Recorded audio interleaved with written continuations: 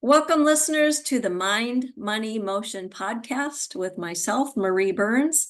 And I always have an amazing guest. And so today is no different. Laurie Wright is joining me. And what attracted to me to her from the beginning was one of her programs that she offers is associated with her website called Not Your Average Grandma. And I feel personally like that might be me, and maybe that might be you as you're listening to this, because she's got some great tips on all of my podcast areas, mind, money, and motion, to share with us today. So thanks, Laurie, so much for joining us today.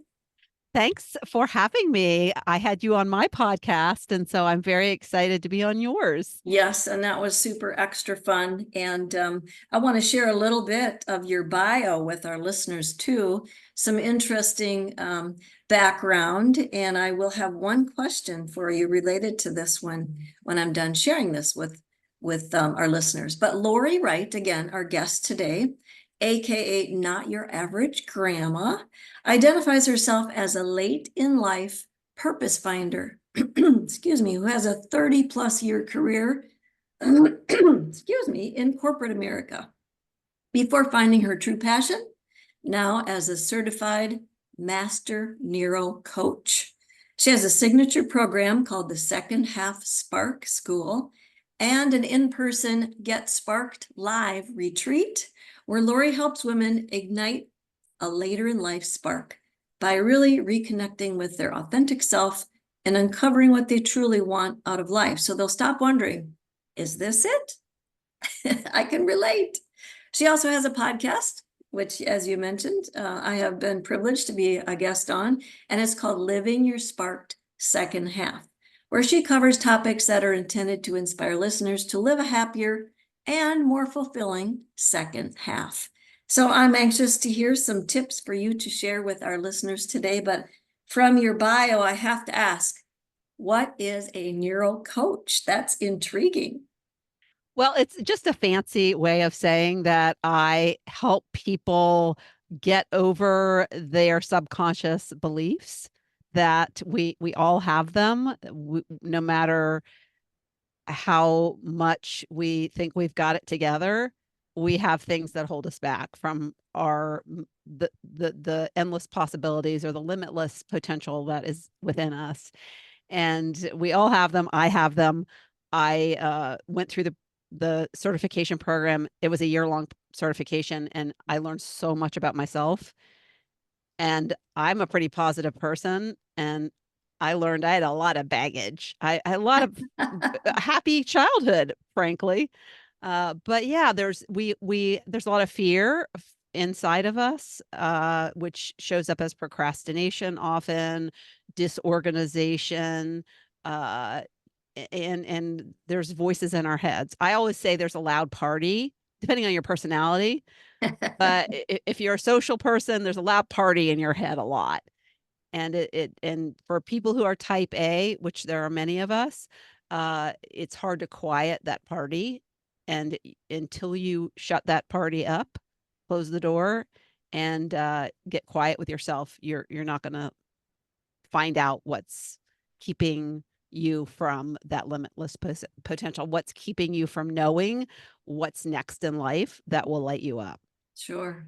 And I know you and I talked about childhood in general on when I was a guest on your podcast, and that whole habit forming beliefs, sponge years where you just absorb what's around you, certainly at a very young age impacts us to whatever age we are today. And so on the money side, I'm curious what you found in dealing with your audience and your classes, and certainly that training about beliefs that maybe in your circumstances too, around money, how that all was shaped and formed.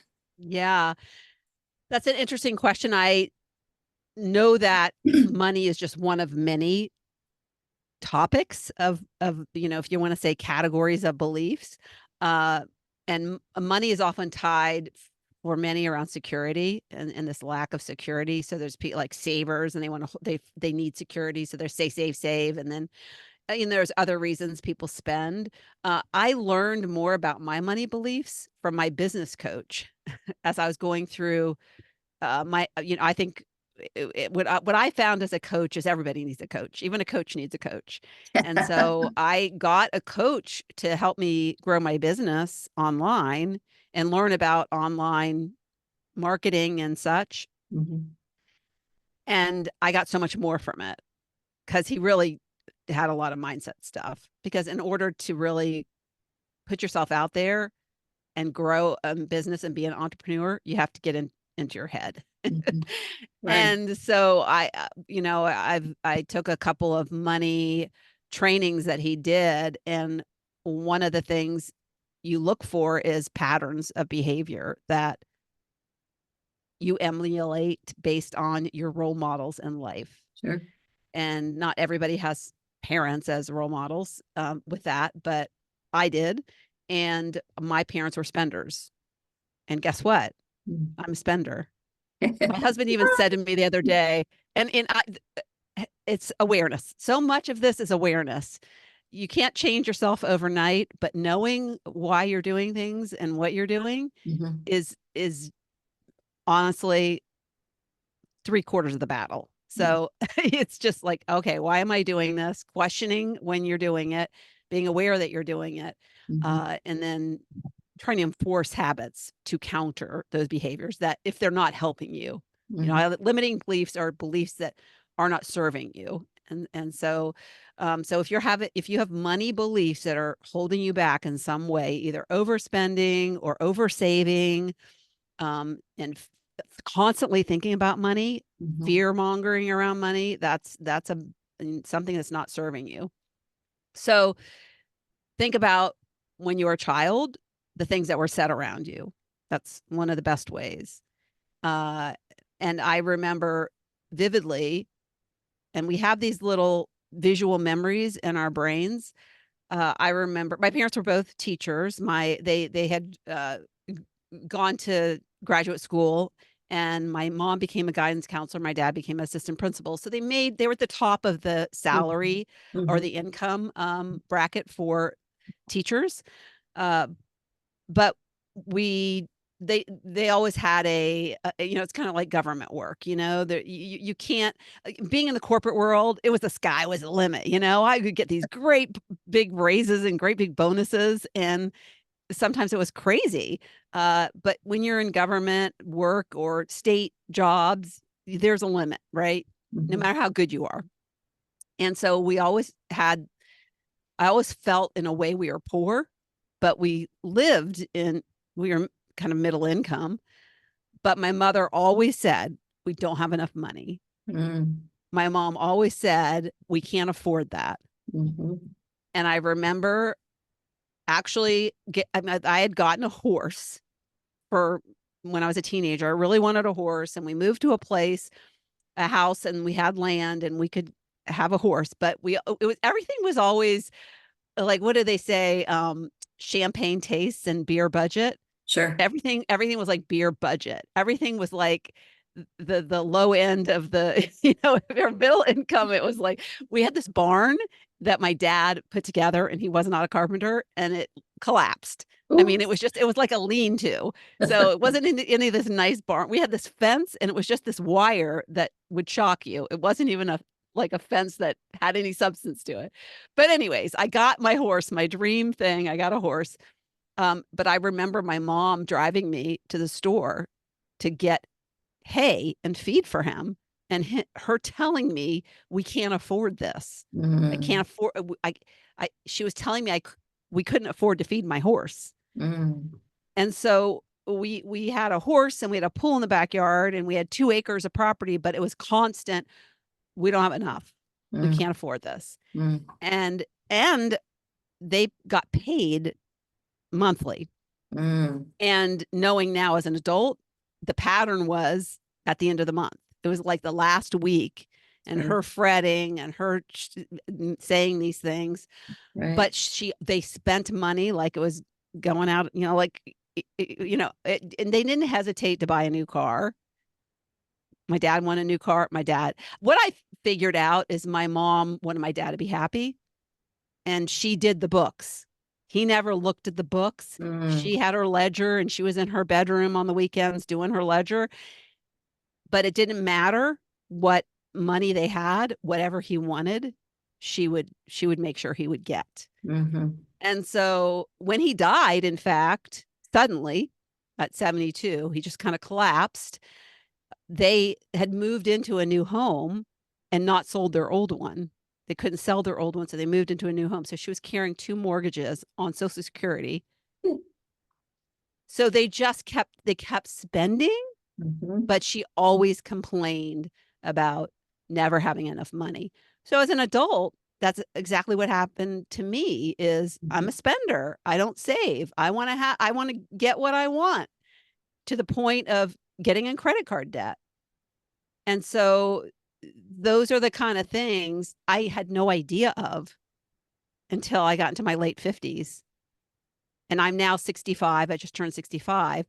So for the majority of my life, clueless that this was even a problem, Mhm. that that there were reasons Mhm. that subconsciously I had these habits around money, Right. and it was really controlling a lot of, in a way, my happiness, because when you are overspend and you end up with credit card debt, you are uncomfortable. I mean, you are worried about money. Mhm. It just happens. Right. Fortunately, I was able to get in with a company where, and this doesn't make the problem go away either, because I got in with a company that was growing like gangbusters, a startup, and I had tons of stock, and I honestly made millions in stock. But Mm. guess what? My ex-husband and we bought an airplane. Ooh. Yeah. Yeah. We bought a 11,000 square foot house that had 9.5 bathrooms. Mm. We spent, spent, spent, spent, spent. And then one day our money was gone. Mhm.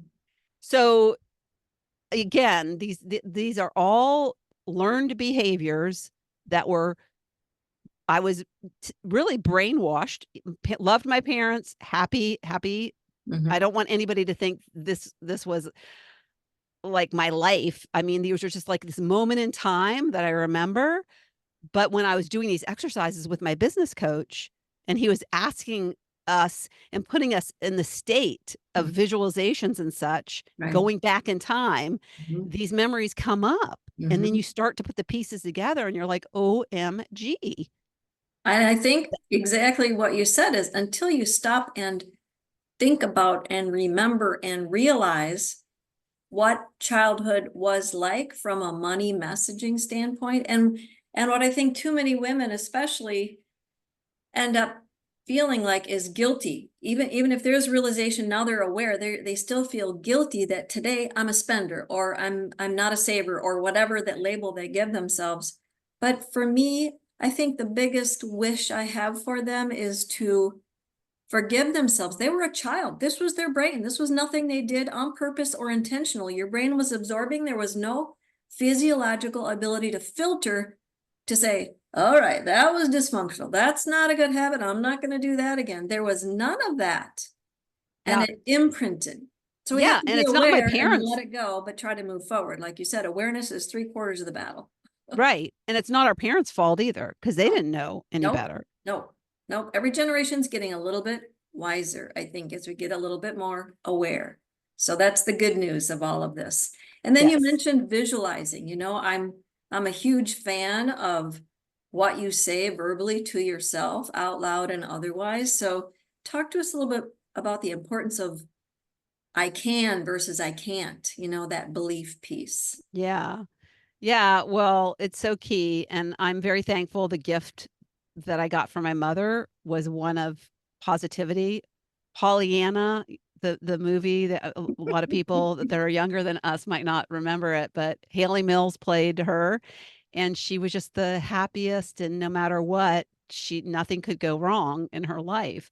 And my mom was like that, and she taught me that. And she would say, I remember I would get so mad at her because something bad would happen. She goes, "Well, you just have to make lemonade out of your lemons." That's good. And I'd want to strangle her. But that, again, that is something that was told to me verbally a lot, Mhm. and it stuck with me. And it's a very positive thing. Uh, and so you constantly have to be your best cheerleader, because if you aren't cheering yourself on, Mhm. you are destined to not be happy. You are destined to have things not go your way, because what you say, not only out loud, but silently to yourself, we are energetic beings, and this might get a little woo woo. We seem like we're like a lot of meat here, but we're really made up of atoms, and atoms are 99.999% made up of energy. So we're really just a bunch of energy. Mhm. And our the voice in our head is an energetic wave out to the universe. So if you believe there's something greater than you, that, like, destiny, fate, your path, whatever, and that there's a soul that has these big dreams for you, and that your soul has this limitless potential, which it does because it's connected to the greater being. When you say negative things to yourself, that is like it's like a boomerang. It's like you're throwing a boomerang out of, I can't do this. And that's what you get back. Mhm. And so the universe, I like just refer to it as a universe, because everybody has all kinds of religions, and some people don't have religions, but they believe in something. And so and I've done a lot of reading on these topics, and I truly believe that, and I've seen it happen with the people I work with too, when they change their mindset to be in a positive, affirming way, Mhm. that things start to come into their sphere. Mhm. And when you say, I can, that's the boomerang you're throwing out there, and the universe agrees with you, and the universe then goes to try to find ways to help you with that. Mhm. Mhm. And if you're like, you wanted something like a parking spot, and this is a fun exercise for people to do. Envision, if you're going to the grocery store and you want a good parking spot, envision it, like where it is, Mm. what it looks like, and that when you're pulling in, it's going to be there. And I swear to you, I've done this little exercise with my students, and it's there. And one student even said, "You know what I like to do? I like to visualize pulling, like there's an empty spot when I come to my car, because then I could just pull right out." I was Mhm. like, "That's a really good idea. I'm gonna do that." And dang it if that didn't happen. Oh. So, like, so fun to do stuff like that. So just, like, put out in the universe that I really want the best parking spot, and and believe that you're gonna get it. Mhm. Just believe it's a sure thing, have no doubt, and you will be surprised at what happens. Now, does any of this have anything to do with, I know you recently came back from Thailand. What Mhm. prompted you to go to Thailand? Oh, well, that's a good question. I think I used to not pay attention because I had the loud party in my head. But as I've learned all these things, I start to pay attention. Like I said, we have the soul, and the soul is this, it's like you can connect to the soul subconsciously, and you you can get vibrations back. Mhm. So when you communicate, your soul can't Mhm. really talk to you. Sure. Um, the soul can um, communicate to you through feelings, Mhm. and that's what your gut is. When you've heard this story probably numerous times about somebody, well, like, I was walking down the street and I just had the feeling that something was going to happen. That's really this thing that's outside of you warning you. Mm. And so this is this thing that happens. It's not only with warning, it's a nudging. And so when you are a type A person and you're working, working, working, and you don't have time, and you're always saying, I don't have enough time, I can't do that. You're not probably connected, well connected with your soul and what your soul desires. You're in denial of that. You're suppressing things. You're suppressing messages. And so I've really had to work hard to quiet my mind and to be okay with just, listening. And so and I pause. I used to not pause. Like if something would come up or I'd get an email and I just move on to the next one. And the truth is that I was getting ready to host my own retreat. My first retreat actually was in the fall, and I got an email about a retreat in Thailand, a yoga retreat.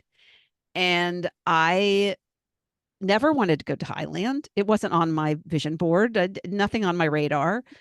But when I saw that email, I had an instant feeling of I have to go. Mm. I have to go. And I've always said I would never fly on an airplane like 15 hours. People are crazy. Well, Thailand is 15 hours plus another 7. So yeah. But I didn't care. I just wanted to go to Thailand and have that experience. And I didn't have any money. So this is a really good topic for your podcast. Mhm. Well, I had money, but I could have put it on my credit card. And since I don't like to do that anymore, I didn't sign up. I mean, I couldn't, and I had to talk to my husband about it. And so I went on my retreat, but I was with somebody. She was helping me with my retreat, and I mentioned it to her, and she's like, "I'm going to go too." And so, anyways, when I got to my retreat, just coincidentally, and my retreat has nothing to do with it. It was just the timing. Uh, we got there a day early. We were getting organized, and I get an email out of the blue from I had been a Beachbody coach a few years ago, and I had changed email addresses, wasn't, doing anything with Beachbody anymore. And I know what happened. I recently realized it, and I changed my update in my email address. And so I got this email from them, and it said, "We owe you commission. We've been looking for you. We haven't been able to find you. And so, you know, we're going to deposit it in your account." So if your listeners are ever thinking, "I don't have money," just know it can come from anywhere and you have no clue. Mm. Don't ever say you don't have any money. A long lost aunt can find you. My mother, in fact, I got an email from a law firm in Florida, and they had closed some account, $7,000, and they try to find people in this lost funds account in the States. $7,000 my mother got. So money can come from nowhere, and at the time she needed it for medical expenses. So it was a good thing. So that's just another example. But I got this email from Beachbody, and I was like, "Well, how much? How much?" Thinking, oh, $200 or something, which would be great. And she said $15,000. $15,000 out of the blue that Mm. just dropped into my lap because I believe I had this most amazing opportunity that I wanted so badly. And I was going to figure out a way to get it to make it happen. Honestly, I didn't overrule it, or I left it that I'm going to try. I'm going to figure it out. And then that happened. And so I'm Wow. like, well, I don't have to ask my husband. I'm just going to tell my husband. There you go. So So now yeah, that so you went, what are the ahas or the confirmations maybe of that yeah, Thailand retreat? yeah. So I'm going to be super transparent here because that's how I roll. Because I think a lot of people uh, are in my shoes or can relate, and they might be struggling with some of the same things. I decided when I got back from my retreat, I opened the doors to my second half Spark school. And when I was done, I was exhausted, tapped out. In fact, my husband came to me, and I am working a corporate job. I had gone back to corporate work back Mm. about a year and a half ago because my online program wasn't bringing in the money. I Mm. was a 6-figure earner, and I wasn't and as you know, money, having a business costs money. And so what you make in revenue doesn't cover all of the expenses. So you actually have to make more. I have to make double of what I was making in the corporate world. And so so I wasn't making money enough to make ends meet in my life. And so I chose to, in order to support my business. And I could have quit my business and I could have been fine.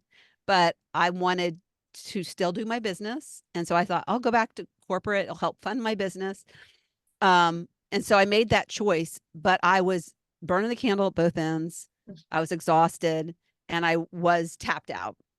And my husband came to me at one, I mean, he just happened to say it. It wasn't like it was this big conversation, but he made a comment. He's always been super supportive of me, but he made a comment about, what is the quality of your life? Something to that effect. And it just hit me like, the quality of my life sucks right now. I mean, I love my students. I love what I'm doing. I actually have a great job. I'm very lucky. By the way, I work for AARP. So if that's not helping people who are older, because that's what I want to do, is help people have a better second half. Right. So I loved what I did, but I was killing myself in the process. And so you have to look at how you feel and start to make changes that your care is involved, like you're nurturing your soul. You're not nurturing your soul when you're working 2 jobs and you're going to bed late and you're getting up early and you have no time for your family or your husband, and you're making decisions about not seeing your grandkids because you've got to work. And that's what my life had become. And that's what I was trying to help people get, change. So I was in this place where I was like, I just got to stop. I got a really loud party in my head. Lots of kegs. So I just decided that I was going to step away. I wasn't, normally I open the doors to my program in January. I'm like, I'm not doing a January thing, because you know what January means? You're working in December and part of November. And I just didn't want to do that. So I booked a trip to go see my daughter and 4 grandkids in Charleston. And I just did not put any pressure on myself. And I looked forward to Thailand and what would happen in Thailand. I knew Thailand was coming. I knew Thailand would give me an opportunity to completely detach. I wasn't even planning to take my computer, which is like, what? Right. And I think we need to, when we create these opportunities for having detachment and allowing whatever happens to happen, whatever messages come up, whatever opportunities come up, whatever connections come up, embrace those. Just embrace those. And the person who said she wanted to go, who would help me with my retreat, was actually one of my students. I had met her about 3.5 years ago. She had come in very, very depressed into my Second Half S.P.A.R.K school. And she had such a transformation that I asked her to work for me part-time. And we've just grown to be friends. And so to have her come on this retreat with me and experience it together, we shared a room. That was really beautiful too. And I even had somebody come up to me and say, she is the loveliest, most beautiful soul I have ever met. Aww. And she said, I want you to coach me. She said that. And part of me was like, she is just a beautiful soul. She just was, she was, there was so much that was covering it, and she did the work, she did the work. I just led her, and I was kind of the impetus to get her to make the change and decide for her. And so, I just stepped back and decided my mantra for 2024 is going to be quality over quantity. I just am going to always choose rest, silence over working an extra hour or working an extra 2 hours. And it's been beautiful. I feel healthier, so much more energy. So the yoga trip itself, what I felt while I was in Thailand, and first of all, long plane ride is not bad at all. Oh, It's so worth it on the other side. I got compression socks, never had any problems with swollen ankles. And what I realized, there was 16 people, strangers, who connected together for this week. 7 of the 16 were 59 and older. sure. So that for me was, oh my gosh, there's lots of us who are exploring, adventuring, connecting, and just beautiful people. And that in itself, and experiencing a new country, a new culture. I am somebody I've always loved to travel. You could drop me in the middle of wherever with a map and I'm happy as a clam. Mhm. And so what I realized while I was there is I want more travel. I want more connection with people who want more out of life. Mhm. And I want to create that for other people. And so it means more retreats. Mhm. And that I'm really excited about. And I wanted to start doing retreats, and I did my first retreat. So when I got back, the first thing I did was schedule my next retreat, which is Awesome. in October. And I also am planning 2 international retreats. And Oh. and I am getting certified in yoga. Oh. So So it I sounds it's like your whole confirmation of the idea of keep doing new and different things that you've never done before, like Thailand, mhm. is definitely a tip or a piece of advice or encouragement that you have for women who aren't your average grandma. Yeah, and what I mean by not your average is just don't do the expected. Like, don't be the old granny Yeah, like sure. most of us had for our grandparents, where they were sedate and they never had energy. They never felt. I know both of my grandmothers, which is really sad. I don't think ever really got to do what they wanted to do and be who they really were in life. They Sure. were who they were expected to be. And Mhm. I want people to be who they really are. And that's what I want to do. Is I want to, the part of the thing is about the yoga is I don't necessarily want to go teach yoga in a studio. I want to be able to have that as a part of my retreats. So we could do some breathing. I could walk them through. It doesn't have to be anything strenuous or anything like that. And I just want to know more about the practice of yoga, Mhm. the So many philosophy benefits. of yoga, Mhm. because having that foundation to help people Mhm. would be so amazing. And so I think the moral of my story too is, don't ever think that your path is set, Mm. because it is constantly unfolding as you open up, as you learn more about yourself, as you go where your heart leads you, as you have new experiences. That's why it's it's so important to have experiences. Mhm. And experiences don't have to be going to Thailand. Experiences can be getting up off your ass and going and taking a walk. The other day I went on a walk with my dog and I met a woman in our neighborhood who is this cute as can be. I haven't seen her for a long time. She's 85, and she I was so excited to see her, and she invited me to go somewhere. And so I now have a date with her to go somewhere. If I Oh, hadn't gone on my walk, I wouldn't right, have this opportunity. right. And so the person that I went on the retreat with, my student, she that was what changed her life. Was I did a free training, and one of the actions was to do something different today, to just go do something different. And Mhm. she was so depressed, she couldn't get out of bed.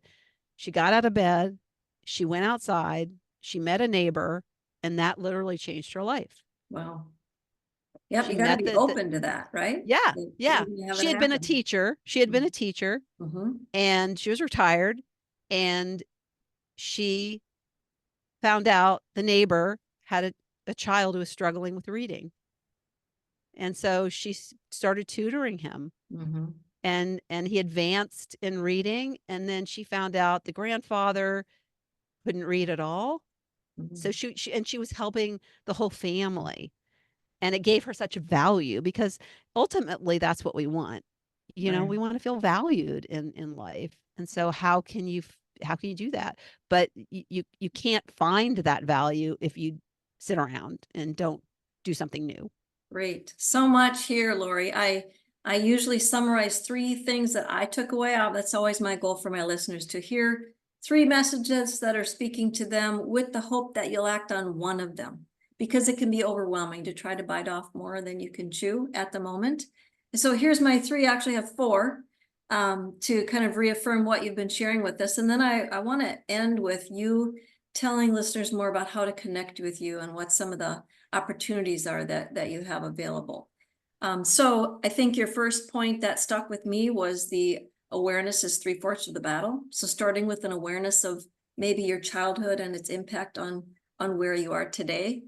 The voice in the head thing is another awareness, but to try to avoid the I can't boomerang and focus more on I can.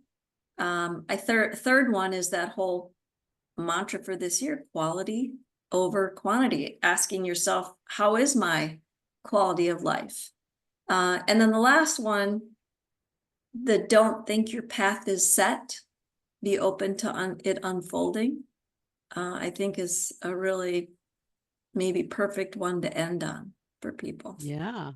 So Yeah. tell us more about where you are on social media and what you might have. You mentioned a retreat coming up in October. Yes. Yes. Well, Not Your Average Grandma. You can find me on Instagram, on Facebook, and my website's notyouraveragegrandma.com.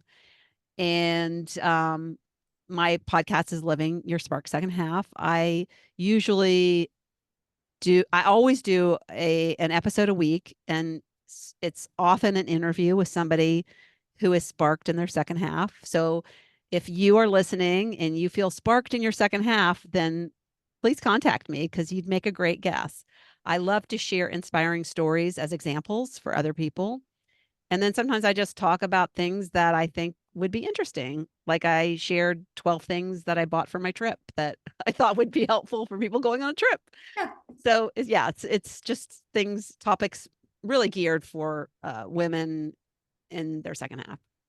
And my retreat, I haven't announced it officially, but I don't know when this is going to air, but April 16th is when I'll officially announce it. Some of my students go, and so I let them have first dibs, and then I open it up to the public. But there'll be 20 spots, and it's going to be in Charlottesville, Virginia, in the fall, in October, which is amazing.